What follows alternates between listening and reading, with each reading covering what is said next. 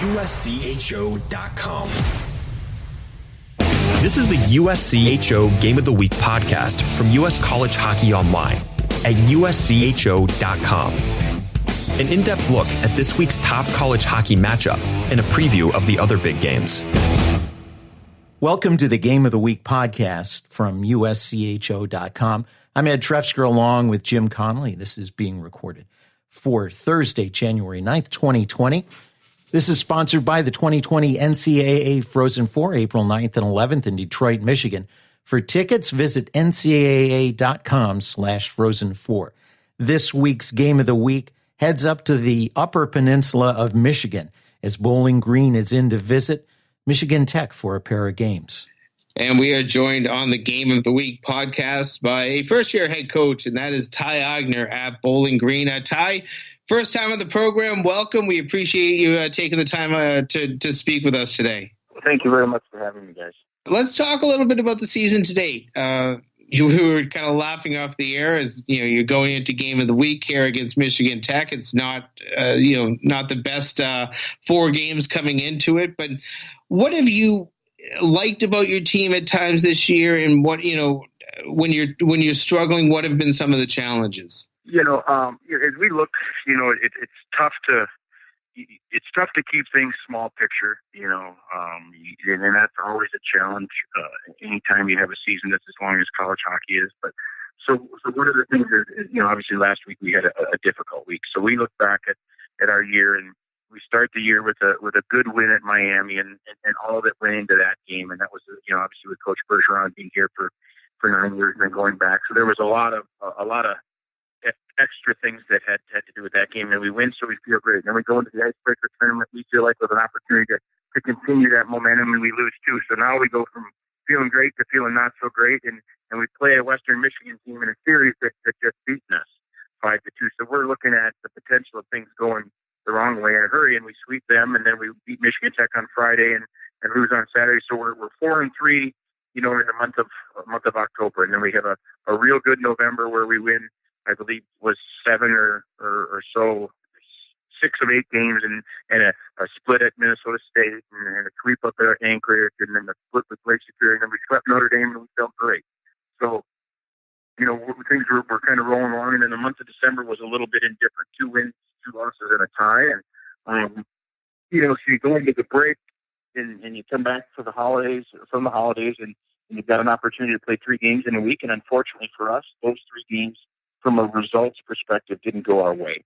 And one of the things that's been a challenge for us, or a learning experience for us, is that, me being a first-year head coach and then having 2 new assistant coaches and trying to figure out how does this 2019-2020 Bowling Green team with the new staff, how do we work through these situations with a little bit of adversity? So when we don't have the result we want, typically it goes back to how hard do we compete, and anybody who's followed college hockey over the past 5-6 years in Bowling Green specifically knows that when you play Bowling Green, more often than not, you're going to get a really good effort from Bowling Green. They play really hard. They're difficult to play against, and that's the way we built this thing here, and that's the way we want to continue to be. And we weren't as competitive as we needed to be in 2 of the 3 games last week, and then last Saturday we played really, really well and put ourselves in a position to win. Unfortunately, we had a difficult last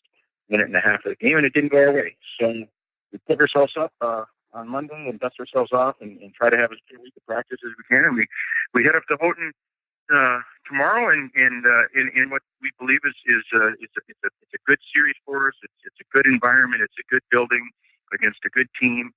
So we're excited about the opportunity for the weekend. I want to talk to you about a couple of your individual players. And this is based a lot on numbers. I don't get to see your team enough being based out here on the East Coast. But I look at Cameron Wright with 12 goals already, Connor Ford, 9 goals. You have a lot of guys, and even just looking at goal scoring throughout the roster, plenty of guys with 4 or more goals on this team. The offense seems to click at times. And what is, when the offense is clicking, you just mentioned the effort. I assume effort's a big part of that, but what else goes into your offense? Well, we've built this thing here on we want to play We don't want to be a one-line team and have one or two guys do a majority of our scoring. We want a team that scores by committee and gets a lot of people involved. And we try to do the best of our ability, play as many lines as we can throughout the course of a game, knowing that that's difficult. But yeah, the guy, Connor Ford is a kid who last year, along with Max Johnson, they both led the country in power play goals with 10, and Connor's got, I think 9, like you said, right now, and he's been a consistent performer for us. And Cameron Wright had a 4-goal game to start the year at Miami, and then had a goal, a couple days later when we played a game-winning goal against Western Michigan. So he had 5 goals, 4 games in, so he's a kid that scored at the junior level and believes that he's that's what he can bring to the table, and so we've had some kids perform. I think if you ask me what do we do, or what if we can continue to improve some 5-on-5 scoring and get contributions from as many players as possible, that's a good thing. Our power play, to their credit, has been really good this year. It's from a percentage perspective, it's been really good, and we've got both units do a nice job. So that's a plus for us, and we're not going to apologize for having a good power play. But we need to get more guys involved night in and night out in terms of getting some more committee type scoring. When I go to the backside, Eric Dopp, obviously in net, he's been very good. This is the most he's probably played in his career. First time really being able to take the ball and run. But I look at the defense too, and there's a lot of games where you guys are, limiting the opponents to under 25 shots, which I think most coaches would tell you is, kind of the gold standard. What do you like about the team defense, and maybe touch a little bit on Eric Dopp and what he means to you in goal? Yeah, we'll start with Eric. Eric's a kid that probably from start to finish has been as consistent of a player as we've had this year, and it has everything to do with Eric's preparation. Eric isn't a drafted player, and he's a goaltender that's not 6'6", and he works really hard and prepares to put himself in a position to be successful on the weekend. So he's an example of how we want our players to approach every day and give themselves the best opportunity to be successful. He's a great student. He's a great kid. So we're really proud of where Eric's at. And we know night in and night out that Eric's going to give us a really good opportunity to win based on how he plays in net. So we couldn't be happier with where his game's at. And then on the back end, in regards to our team defense, we commit to playing hard. And I think the harder we play, you're right, we typically don't get outchanced in games. We typically have more grade A attempts than the other team. We typically have more, when we evaluate games, more scoring chances than the other team. So what's important for us is what kind of chances are we giving up? And if you look back to the last series we had, Friday night against Northern Michigan, the shots, I think at the end of the first period were 9-8 or 10-9. They're really close. But then if you looked at what kind of quality each of those shots were, the quality of shots that Northern Michigan had compared to what we had were night and day. So we've got to find a way to eliminate some decisions, whether they be a turnover in our end, whether they be a poor read in the neutral zone and neutral zone forecheck, or a turnover on the offensive blue line, and now the opponent goes the other way. So those are some things that we're working on. But you're right, we typically have been a team. If you follow the statistics here at Bowling Green, we've been a team. I think we were number 2 in goals against in the country last year. We don't give up a bunch of shots. We typically have been really good on the penalty kill, and those are things we want to continue to do. So we take great pride in defending, but we're also not a team that sits back. We consider ourselves to be a team that's on you. I think one of the things that we took great pride in that series with Notre Dame and respect Notre Dame is Coach Jackson's comments after the game was Bowling Green's hard to play against because they're like a basketball team that presses you the whole game. They're on you and they're aggressive. So sometimes that works in our favor, and sometimes you give us an on-man rush. But thankfully, we've got a guy like Eric in the net that can bail us out. We're talking with Bowling Green head coach Ty Eigner. It's been a few years since all the leagues got shuffled around with the advent of the Big Ten. And I think during that time, maybe the WCHA has been a little bit underrated. Right now, 4 teams from the conference are in the USCHO top 20. What's your overall view of the competitiveness of the WCHA and the league compared to the rest of college hockey? I think it starts with there's a lot of really good coaches in this league. And because we're a league with that our geography is so large, we are every weekend playing Friday, Saturday against the same opponent. In Hockey East and the ECAC, you might not get that back-to-back matchup. So most weekends are pretty highly contested. We had an NHL scout come in here who's seen us play a lot, and he's based out of the East. And he came in and he said, geez, watching series in this league, it's like a rock fight. Like, it's just back and forth, and guys are playing really hard. And I believe that's a fair assessment. We have a bunch of teams. When you play a team from our league, I'd be surprised if you don't get their best effort on a regular basis. So our league is a difficult league to play in terms of how hard people play. And we've the top half of our league of late has done a really, really nice job of trying to continue to raise the bar with their programs. And you look at a team like a Minnesota State Mankato, Michigan Tech, Northern Michigan, ourselves. Bemidji's having a good year. We have teams in our league that I believe Minnesota State for the past 5 years is as good a team as there's been in college hockey, and they could go anywhere and play anybody and give that team everything they can handle. So they've been the standard in our league, and the other teams that I mentioned, including ourselves, are trying to get to that standard. So we're really proud of our league, and I think our league is a little bit underrated in terms of the overall, based on some things that are beyond other people's control. Looking at this weekend series, you did play Michigan Tech way back in the end of October, and you called the league a rock fight. I think that was the word you just used. And this feels like a team. I mean, I look at some of the how hard these teams play. They're often pretty heavy games. What do you expect out of a Michigan Tech team this weekend? There was a transition period with Michigan Tech. When Mel Pearson took the Michigan job and Joe Shawn took over, and the teams, the Mel's teams were good for various reasons, and I think Joe's trying to have his teams be and rosters be constructed a little differently, but the results they want to be the same. And so when we played them early in the year, we played, and it isn't because we won on Friday. We played really well on Friday, and the result was a positive one for us.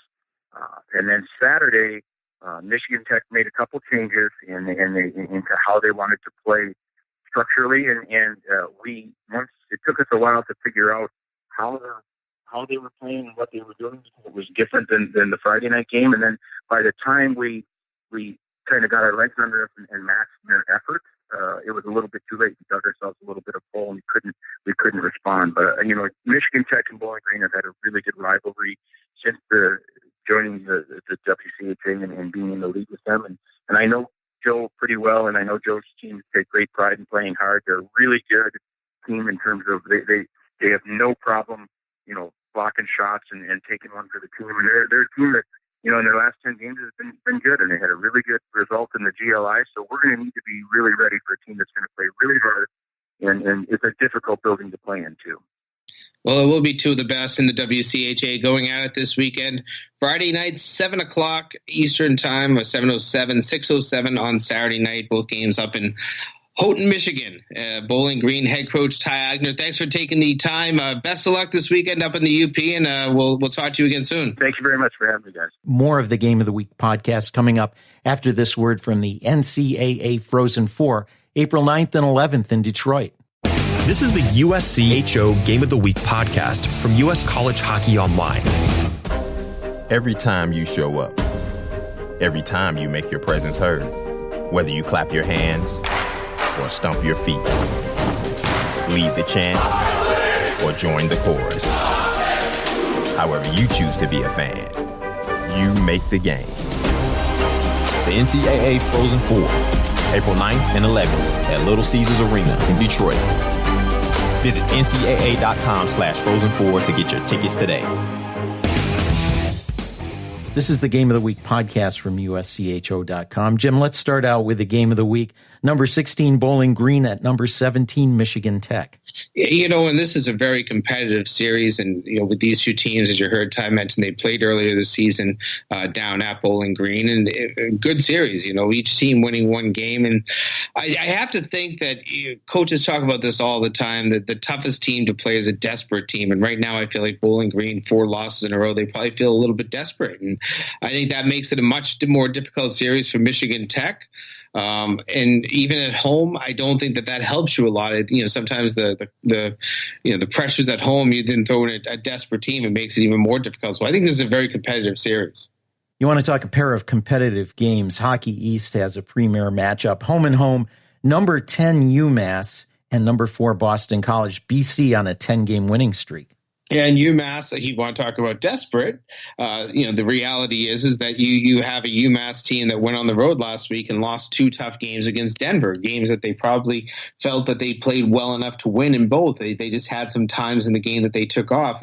They're not going to be able to take a lot of shifts off against Boston College. BC playing as well as any team in the country. I think I'd put them in North Dakota right up there as 2 of the hottest teams right now. And they're looking to prove something. The Eagles are. They want to be able to show that they can beat some very good nationally ranked opponents, because they had some slip-ups against some of the better teams they've played this year. So for BC, this is a big series. UMass, it's a series they need to win. They need to find a way to at least get a win so that they don't go on some sort of a 4-game winning streak heading into the second half of the season.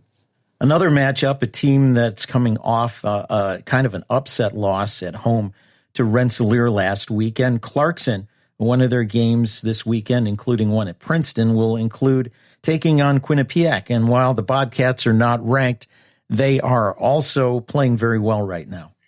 Oh, I think of their win last week, a 6-1 win over Harvard. And that just shows that's the Quinnipiac team I think we all know and love. There's been some bumps in the road this year for the Bobcats, but I think that this team is good. They're maybe even poised to make a run. And this is the type of series, heading up to the North Country, playing, 2 of those tougher road games you'll play in the ECAC. This is the games that Rand Pecknold is trying to get his team geared up for, so that could be the catapult. That could be what launches you into a good run down the stretch. They're going to need to win a lot of games. They're not right now in a position to make the NCAA tournament. That's kind of the gold standard for Rand Pecknold, is the NCAA tournament every year. His team needs to win a lot of games here.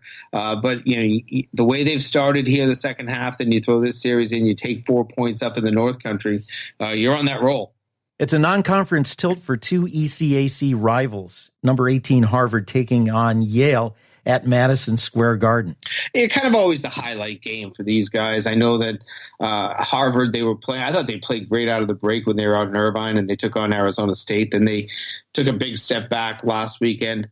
Yale, this just hasn't been their season, and I know they're kind of trying to build things up, and they've got a little bit of youth in their team. But I think you put this onto a big stage. I don't know what the attendance will be. Hopefully it's a well-attended game. But at Madison Square Garden, it's special. So I hope for these 2 teams, this becomes one of those enjoyable Saturday night affairs on a big stage. And if, whoever wins this, maybe that could be something that, kind of gets them light a little bit of a fire under them. I know Harvard's a good team. I just need to see them play better and more consistently. Speaking of rivalry matchups, there's none better in Atlantic hockey than Air Force and Army. The Falcons in for 2 at the Black Knights. We've both seen Army this season. You just saw them last weekend at the Fortress Invitational. Air Force is going to have their hands full, but you could say the same thing about Army. Yeah, you always do. Listen, these are 2 military rivals. They love to throw the body around. This will be a very heavy checking series. There'll be a lot of physical play. I liked a lot of what I saw last weekend from Army. I thought that they were probably the better team against Providence. Providence, their goaltender just made more saves, really, at the end of the day. And then they should have probably beat Ohio State, and Ohio State found a way to squeak that game out in overtime. So that's an Army team that went into basically an NCAA regional, and they didn't win a game, but they came out as competitive as they could have. So I think that they should be the favorite at home, but I just feel like this is one of those series where you can throw out the records. I do know that Army should be hungry. Not only haven't they, are they coming off 2 losses, but this has not been an Air Force team they have beat enough since they've been playing against each other in Atlantic hockey. This has been an Air Force team always that seems to find a way to get the upper hand on many teams. Army's one of them. So Army knows that they probably have the better squad on paper. Now they just have to put the better squad on the ice. And finally, in the NCHC, it's a 13-game home winning streak at Ralph Engelstad Arena for North Dakota. That set a record when they got that win last Saturday against Alabama Huntsville. They'll look to see if they can extend it to 15 against visiting Omaha. Yeah, this is an Omaha team that, they need to right the ship here a little bit. I think that they thought at the beginning of the year that they could be good. They jumped into the national rankings there for a while after beating Ohio State. Then they took 3 out of 4 from Anchorage. And since then, things have just started to slide. A loss to Wisconsin, a loss to Western Michigan. These are good teams. I understand that they're losing to, but now they've entered this game with, I guess it's only 2 wins in their last 10 games. So Omaha needs to get things back on track. North Dakota, listen, just keep doing what you're doing. Everything has worked out very well, and the Ralph has been a very tough place to play. Always has been, but this year in particular, it seems to have really taken on a new ability to be a very tough road destination, renewed ability, maybe, because I think there's always been some difficulty playing there. But it should be a competitive series. We know that all the NCHC series tend to be that way. But, for Omaha, you need to be desperate this weekend. It's a tough series, but you have to find a way to start winning some games. Well, we'll wrap up this weekend's games on the Weekend Review podcast on Monday. And you can also check out our conversation earlier this week with David Carl on the USCHO Spotlight podcast. This has been sponsored by the NCAA Frozen Four, April 9th and 11th in Detroit. For tickets, visit ncaa.com/Frozen4. For Jim Connelly, I'm Ed Trefzger, and we'll catch you next time. This has been the USCHO Game of the Week podcast, a production of U.S. College Hockey Online. Visit uscho.com/podcasts to listen or subscribe.